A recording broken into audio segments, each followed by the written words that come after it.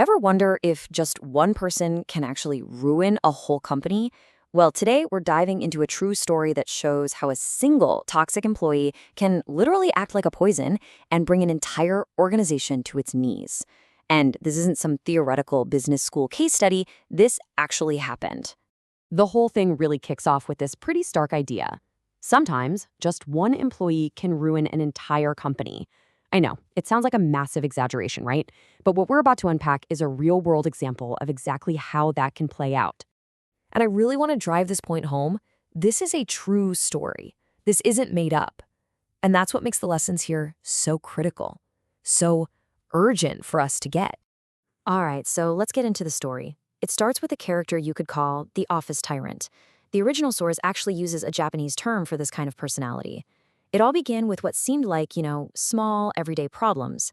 But as you'll see, they weren't small at all. So what were the first warning signs? I mean, look at this list. Ignoring basic instructions, taking super long breaks all the time, just chatting instead of working. These things distracted the people who were actually trying to get their jobs done, and bit by bit, productivity started to dip. On their own, you might just write these off as someone having a bad week. But when you put them all together, whoa, those were the first cracks showing in the company's foundation. Okay, so from those small cracks, we get to the full-blown collapse. Because that toxicity, it didn't just stay with one person. Oh no, it spread. It spread like a virus through the whole workplace.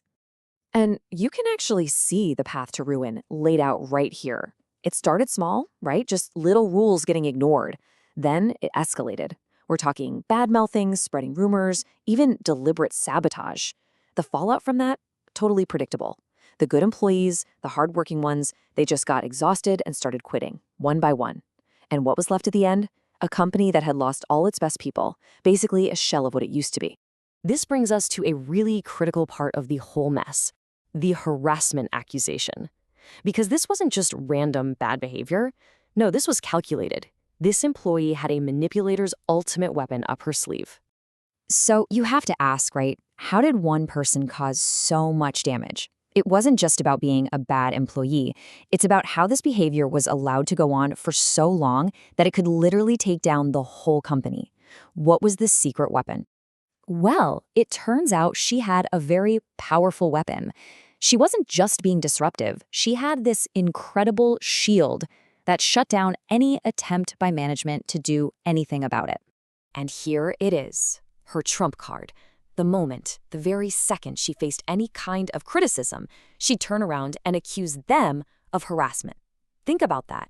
By flipping the script and making herself the victim, she completely paralyzed management. Any attempt to correct her behavior, to discipline her, was met with this incredibly serious counteraccusation.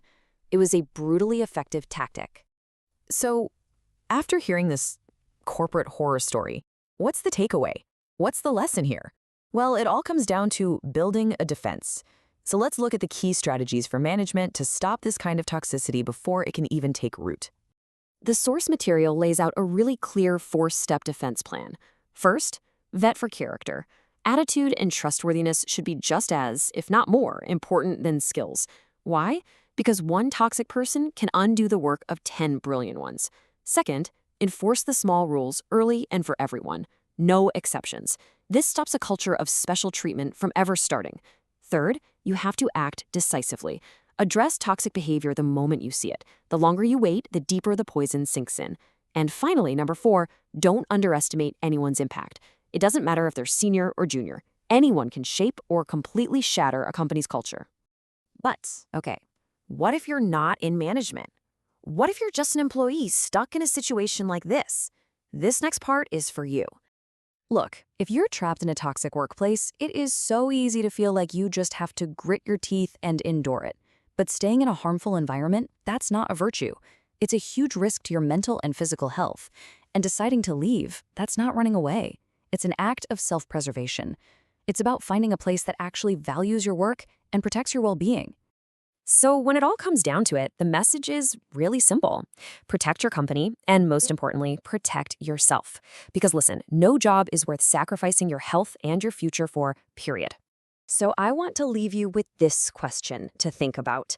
And it doesn't matter if you're the CEO or a brand new intern. Who is protecting your company's culture? Because if this story teaches us anything, it's that the answer is nobody. Well, it's only a matter of time before one person can tear the whole thing down.